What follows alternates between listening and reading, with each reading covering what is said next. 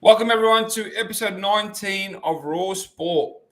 And boy, oh boy, do we have a show today. Mr. Tony Sheehan, how are you, buddy? How's things?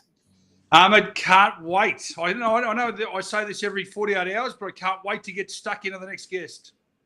Our special guest today, the three-club champion, the man who changed the game when it comes to ruckman moving forward, Mr. Spider Everitt. How are you, buddy? How's things? I'm always good.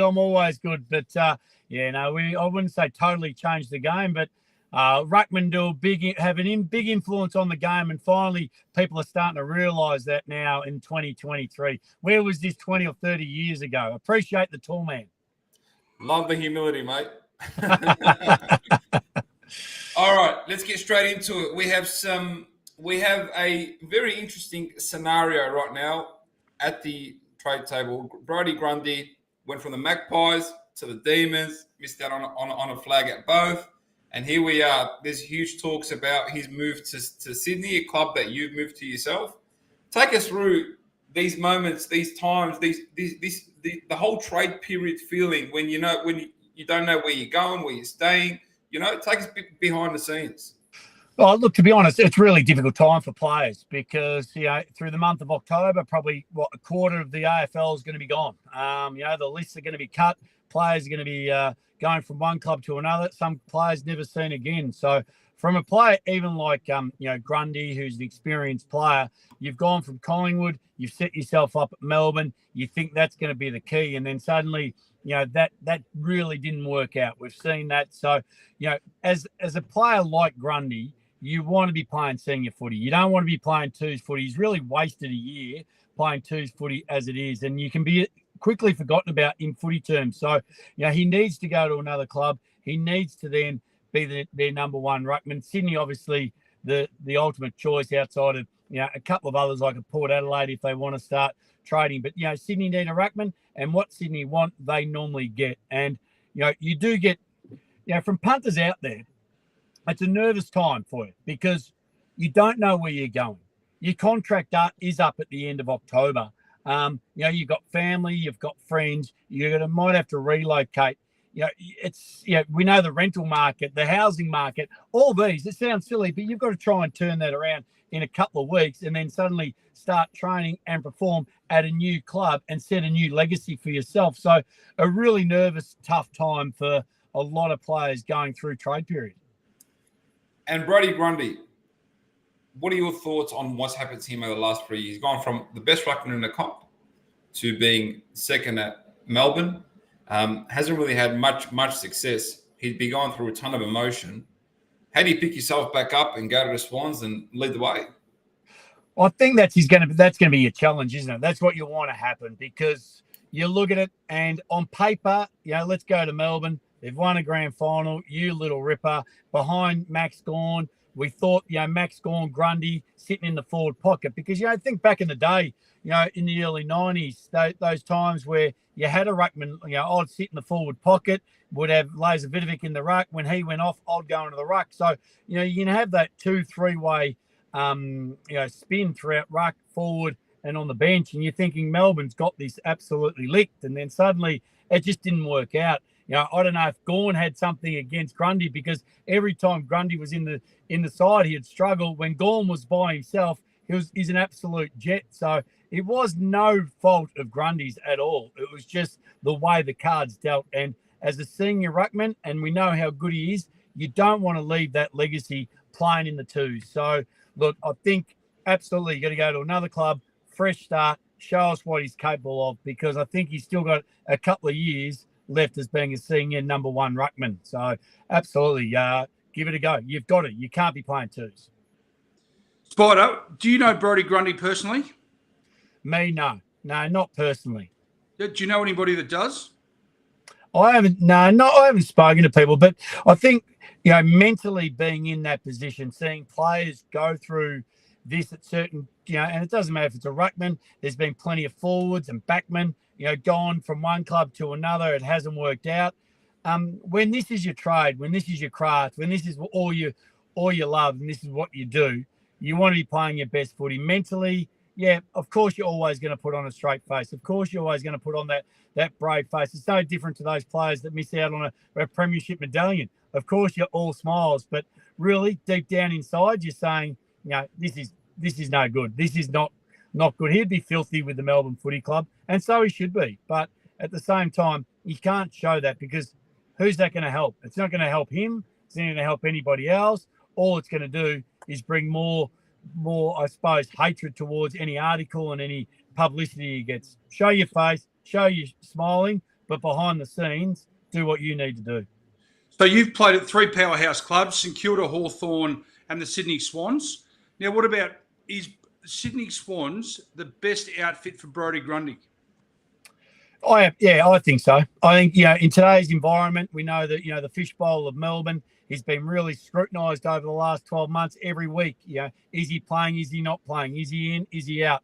Sydney need a ruckman, and Sydney still need a forward at certain times. I still believe Brodie Grundy has got value going forward at certain times during a game. So they lose Buddy. They've got a couple of younger kids in there, but Brodie Grundy can give them that experience. They need experience, Sydney, and that's what Grundy can bring. So I think he'd be totally professional the way he goes about his footy, and I'd love him up there. Okay, based on what you said, which is fantastic advice, should he take a pay cut? You do anything to play senior footy, absolutely. And you can't. The money can't be the issue right now.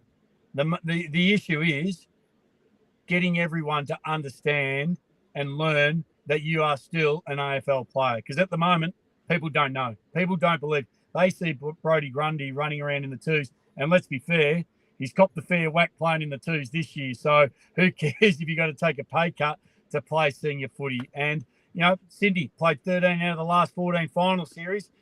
With Grundy, they're going to improve. So fair chance you're going to be playing finals. So for me, take the pay cut.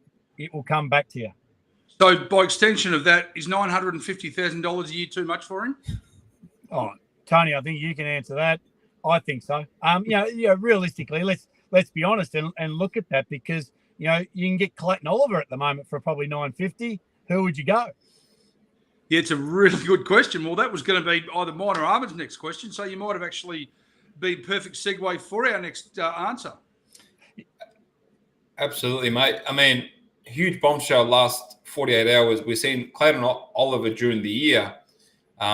He threw a bit of a spasm. He was fighting with one of the trainers. There seems to be some discipline issues with the young man. And Melbourne's come out and said to him pretty much either shape up or ship out. We might see Clayton Oliver on the move. Give us your opinion on when you have a player like this, and what should Melbourne do in this circumstance? Well, he's one of the greatest players of all time. He's only 26, so he's still got 6 or 8 years at any football club. Sydney could offer him 8 years right now. The St Kilda Footy Club could offer him 8 years. If you've just signed Western Bulldogs, you just signed Norton to 8 years. Clayton Oliver could do exactly the same. Melbourne are mad, but at the same time, Melbourne, I think they probably overplayed this year. They've got the greatest list, but they haven't achieved what they should have achieved. So for me, Clayton Oliver, and we saw the blow up during the year with the physios, and you say, well, he's not committed. Clayton Oliver would be one of the most committed professional people in the AFL, I would have thought. From a person looking in, I would have thought, yep, okay. You watch Ginnivan. He goes to the races on a Friday night before a grand final. Is that the right thing to do? You know what? If that works for you, that's how the AFL is going. But I know every time that Clayton Oliver runs onto the MCG and crosses that white line, he'll give it his absolute all. So for me, there's more behind this issue. And I believe that Clayton thinks that they didn't handle his situation the best. And when he blew up and questioned it, the club's backing the physios. And I reckon there's the rift. That's where you start. And you can't have those rifts in football clubs because, certain players take certain sides, snowballs, and it grows into bigger things. If you're a leader and, the club's not fully behind you, it just doesn't work. You're better off moving on, starting up fresh. And, there's plenty of I know there's probably 17 other clubs that would be chasing Clayton Oliver right now. Is this a scare tactic by the Demons to actually make him understand the privilege that he is with the red and blue?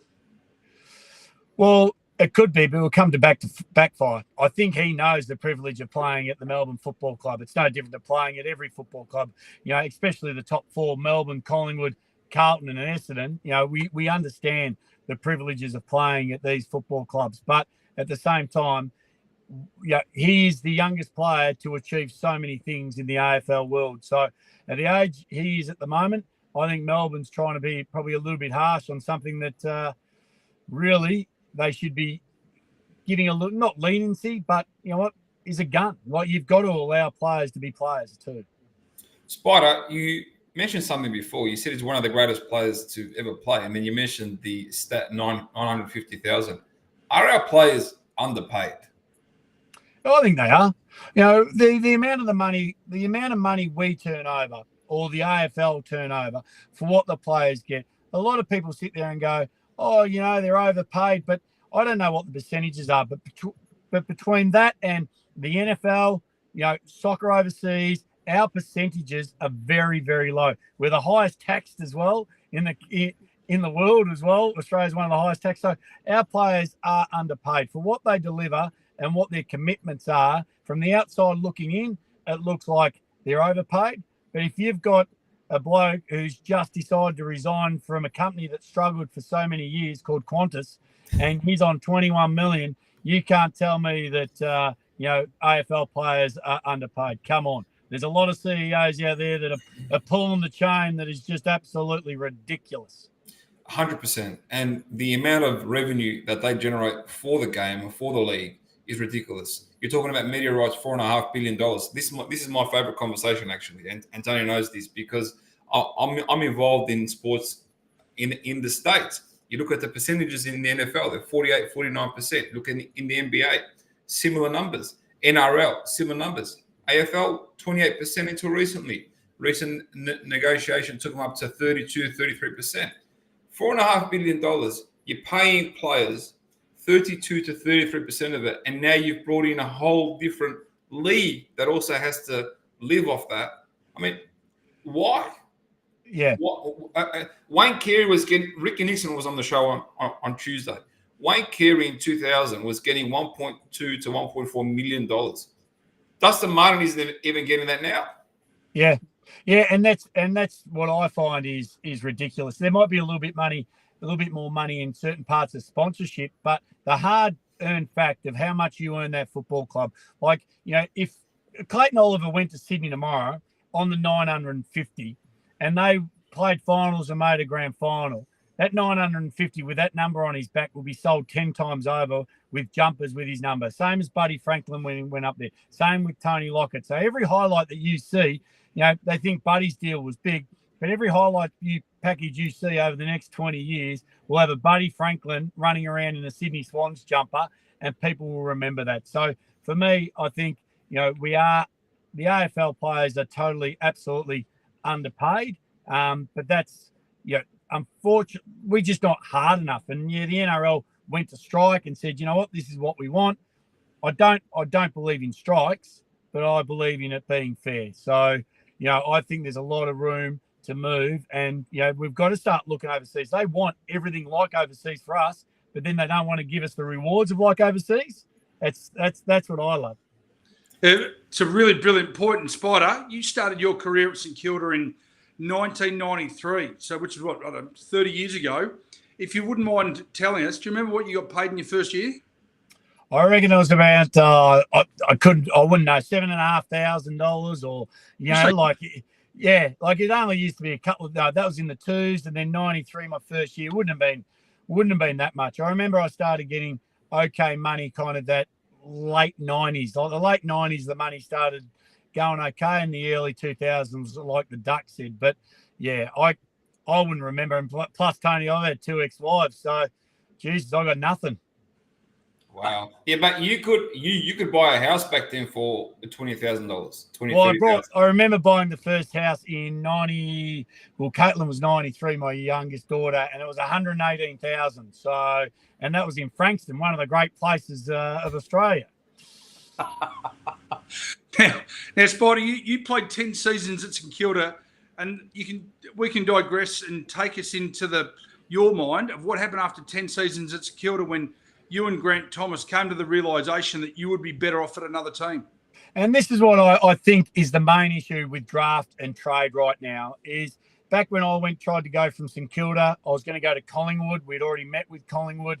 The deal was nearly that days it was Neil Baum and Mick Moldhouse. And we'd met with them and look, we thought about doing the deal. I was happy to go to Collingwood and Grant Thomas, then the club had all the power. The club said, no, we're going to do the deal. And at about 5 minutes to 2, manager rang me and said, look, the only option you've got is Hawthorn. I said, absolutely. I want to get out of St Kilda and I'd love to go to Hawthorn. And, it was fantastic while I was there. And then same thing when I tried to go from Hawthorn to Sydney, Alistair Clarkson stopped that and delayed that a year. So it made it really hard for the player. And I understand contracts and I understand you've got to stick to them.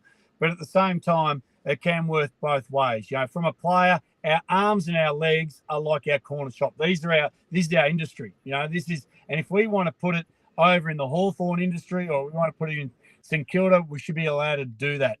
I understand with contracts, but clubs just believe you're better than what you are when they want to, kind of get rid of you. And other clubs don't think you're as good when they want you. So it's a real interesting time. But at the same time, I just think, nowadays they're starting to realise that players can choose where they want to go and clubs are starting to say, you know what, let's make it happen. So just to specify your time at Hawthorn, you had met with Sydney, an in-principle deal was agreed upon, and then Hawthorn coach Alistair Clarkson said, no, it's not happening. Yeah, I still had a year left on my contract, so they wouldn't let me go, and they ended up, I ended up playing 2006, which the first half was okay. The second half, unfortunately, I had an injury and wasn't that good, and that's the hard thing. And then I went to Sydney in 07 and 08, but missed out on a grand final opportunity in 06. But at the same time, it's it's always hard and nervous for players to make that call and want to change. But we do it for a reason. We don't do it because we're just being idiots. We do it because there's a science why we want to achieve or do something. But any regrets? Oh, look, I think still you still idolise those players that are one-game players. Well, I mean, one-team players. You look at Robert Harvey, who played 300-odd games at the St Kilda Footy Club, Lenny Hayes. You look at Shane Crawford. I think players are tainted a little bit when they go to another club. You think of all those. Jason Ackermanis, who went to the Western Bulldogs.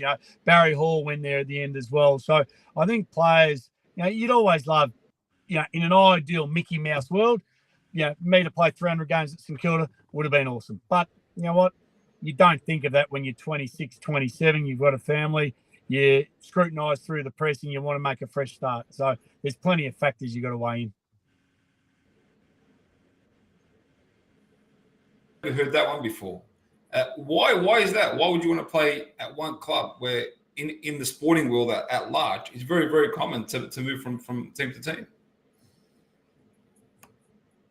Oh, look, I just love the fact that, your heart and soul, you have those kids that grow up, and I still love seeing people today, who had the number 10 jersey, the Saints jersey, and you see the kids, and then suddenly now they're teenagers and they got their own kids. And, I just find that, I hate the NRL when, there's a player on your team, like in the grand final for the Panthers, is going to an opposition next year. Your coaches to know they're going to an opposition. For me, I think in an ideal world, we could, the AFL is good that you commit for the 12 months and you are locked and loaded, and that's where you're going to be. You look at Aaron Norton, who we mentioned signed a 9-year deal. He's going to be at the Western Bulldogs for the rest of his career. Fantastic. I love that commitment by the football club and by the individual as well. So I think we can actually get a lot out of, trying to retain these players. But, it's not always going to happen because you can't have 40 players that are going to play 10, 20 years of football together and win multiple flags. So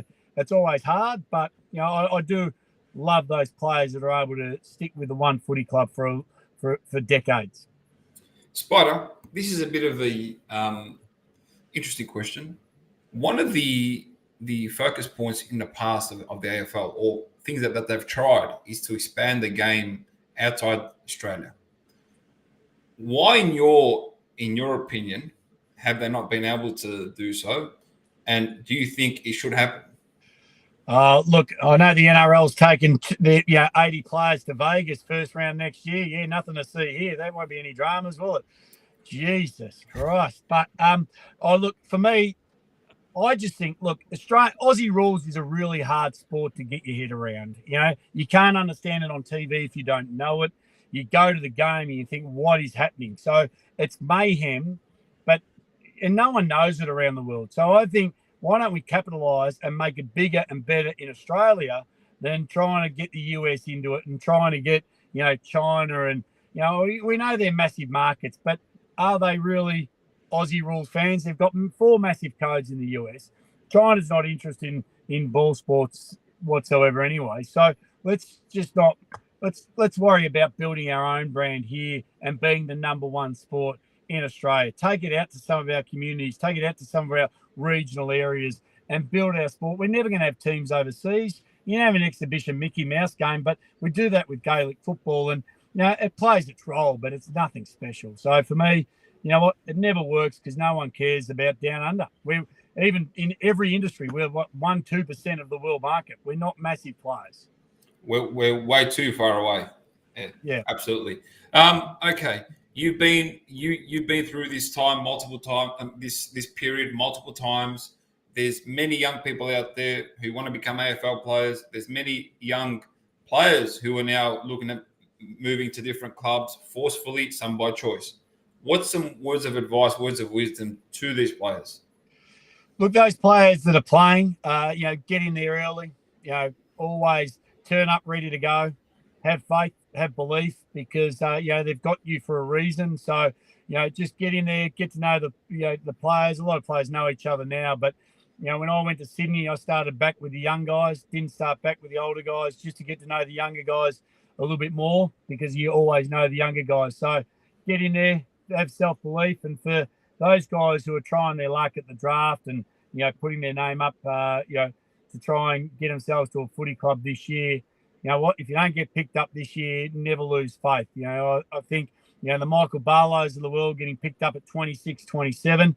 It's not all at the age of 18. We can see, the players of Dacos and Rowell and Anderson and think, what? That's what we're going to do. But sometimes it doesn't pan out like that. But never lose faith, because I believe if you're willing enough and wanting it hard enough, it will happen. It's just a matter of, the things. I'd be going to knock on doors. If I don't get drafted or traded, I'd be knocking on doors and I'd be saying, look, I'm out, I'm willing, I'm here. What do you want me to do? So good advice, Spider. For those who have got good memories, back in the days when you were traded, they had the old Motorola flip phones, which you kept in your top pocket.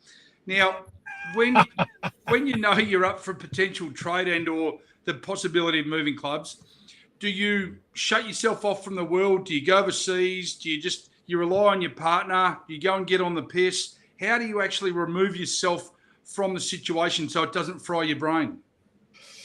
Oh, look, I think, in Caitlin Oliver's situation at the moment, it's everywhere you move on. But I think you've still got to be involved. Managers play a really good role these days, and that's your port of call. But, there's so many different scenarios thrown up because there's so many clubs that want different pieces of different people. So it's a whole different industry. I think you've got to be close to your phone. I wouldn't be anywhere near media. I'd be telling them I'm playing at one golf course and play at another one so they can't chase you down. That's what I'd be doing. So I'd be hiding away from the media, but at the same time having a really close relationship with, the clubs that are thrown around, and then just do a little bit of homework on those clubs as well. So you got to work out where you're going to fit in best as well, because certain clubs like the Grundy situation, you don't want that happening to you. So always understand where you're going and what they expect from you. Do you turn yourself off from not reading the Age or the Herald Sun and you shut down social media? Oh, Tony, we all say we do, but we never do we? We all love seeing what's going on in the world. So look, social media is one of the worst things you can follow, but at the same time, one of the best, because if you don't take it to heart, everyone has their say. But if you sit there and go, well, you know what? I'm actually playing it. You guys aren't. So whatever happens, happens. One last one from me, Spider. How has the game changed since your days? Look, I think, Yeah, look, I don't think it's, there's certain aspects of the game, all the players, people say, oh, is the footy's harder back in the 90s and 80s. And, it wasn't hard to punch somebody behind the play. I find footy hard today. Everyone's disciplined, everyone's strong, everyone's fast.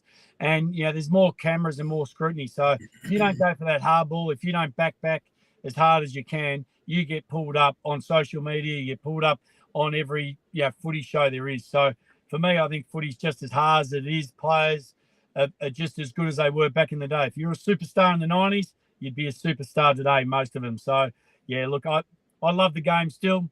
I still reckon there's a massive passion for it. I think the biggest change is that nowadays, if you're a younger kid, you've got better opportunity of being seen. So you've got more opportunities out there that, if you've decided to play AFL, you're a better chance to be at least had a look at.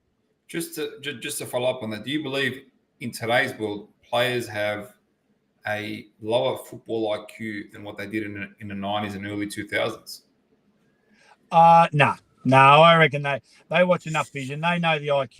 You still get, I think those players, like, you look at it from a Dacos to a Greg Williams, you got 30 years difference or probably even more. Both of them still, if you got an IQ of football and you can read the play and you know what's going on, you know what's going on. That's just your gift. Your gift is I can read the play 2 or 3 moves up. You can't teach that. That's just a gift. Right. Spider, one last one from me. There's a rumour, which I think is fairly well known, but one of your offspring is in the potential crosshairs of the St Kilda Football Club and could actually be wearing the number 10 in a few years. Yeah, look, it's actually interesting. There's 2 things here. One is, my young son, Boston, he's moved to Melbourne to try his luck, and he's moved to Melbourne to get, better consistent footy at his age to try and, get on a list, and hopefully, the father and son rule at St Kilda. So, he's doing everything right at the moment. He does a little bit of high jump as well with Tams and Lewis, and he's trying a little bit of everything at the moment. But, his footy is his number one aim, and that's what he'd love to achieve. And, just even, for all the mums and dads out there with daughters, my daughter's 22 and she just turned to me the other day and said, you know what, Dad, with the way the female footy's heading, she wants to be a part of it. She's a basketballer. She's got a background of weightlifting. And she said, she's 6'2", a good size. And so, she's going to put herself through a 12-month training program for skills to try and get herself up to speed and have a crack as well. So I think the opportunity is there right now for, a lot of juniors, if you're male or female, to, if that's what your desire is, always live to your dreams and have a go. So how old's Boston and when is he going to be picked up father-son? So Boston's 18 at this year's or 17 at this year's draft. He'll be nearly 18 at next year's draft. So next year's his draft year 12 and next year. So he's got 12 months to perform, and he's done everything right so far. So just need a couple of good games throughout the year and see how he goes. Interesting. All right, Spider, thank you very much, buddy. It's been quite the episode. Do you want to leave us with any words of wisdom, mate? Yeah, if you are getting traded, good luck. I hope you're all the best, absolutely. And if you're not getting traded and you get another year, take the most of it because, as we know, footy doesn't last too long. Look at me. I'm old, washed up, has been. Ladies and gentlemen, Spider Everitt, thank you very much. Breakfast Radio King, Spider Everitt. All right, everyone, take care.